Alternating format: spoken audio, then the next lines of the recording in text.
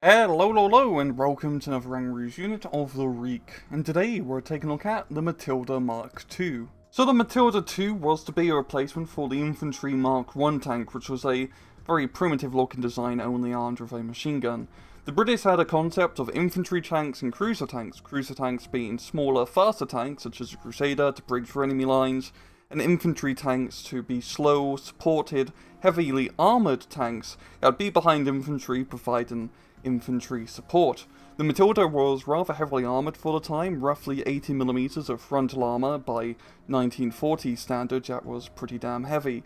It had a 4-man crew and had the standard 2-pounder gun, which was a decent anti-tank weapon but lacked high explosive shells. In British service, they would see battle during the Battle of France and during the North Africa campaign, where it gained its reputation of being a rather heavily armoured tank, where the German 37mm guns had a very hard time penetrating it. It wasn't until more heavy caliber German weaponry came into the field which really could actually do damage to the Matilda tanks. It would also see service in the Pacific theatre by the Australians, even some being converted into flamethrower tanks.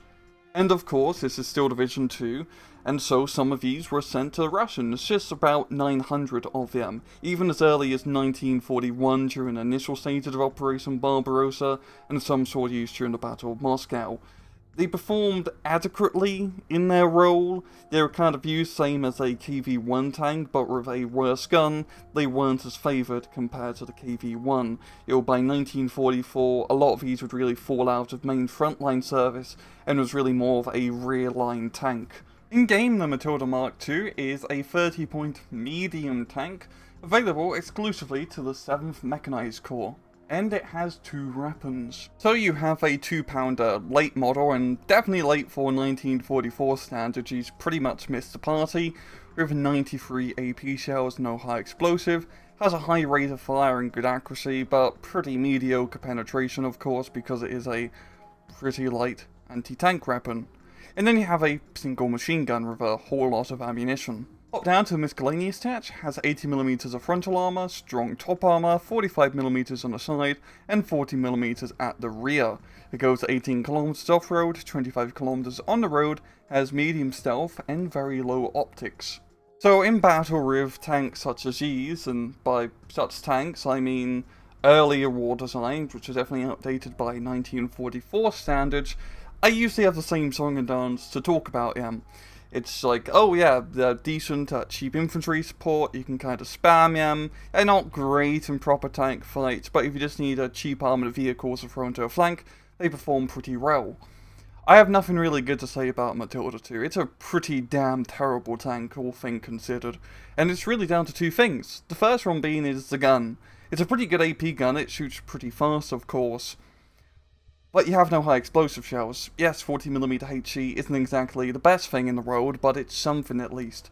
And even just having a few high explosive shells can mean quite a big difference in the infantry support, in stunning up enemy units, and especially units which are coming out in the open. Also means that if you run into anti-tank guns, you really have no effective way to fight against them, unless you get close enough for a machine gun, but it's only a single machine gun. But even worse than the armament is the actual speed, because by god, it's slow. It's an infantry support tank, it's not meant to be fast, but in Steel Division 2 context, that slowness really does not do you any favours, as it will take 4 to 5 minutes for you to get to the front line, and by the time you need it, the fight could already be over, and worse, you're probably getting pushed back as you don't have the necessary support to keep up the offensive.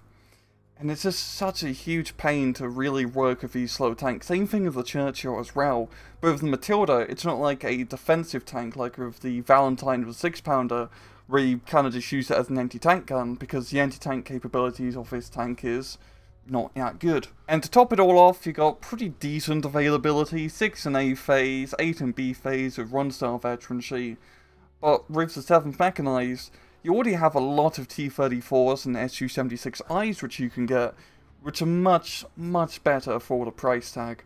There's really no reason to ever take the Matilda Mark II in the division whatsoever. So overall, this is a pointless tank. There's no point to really ever take it.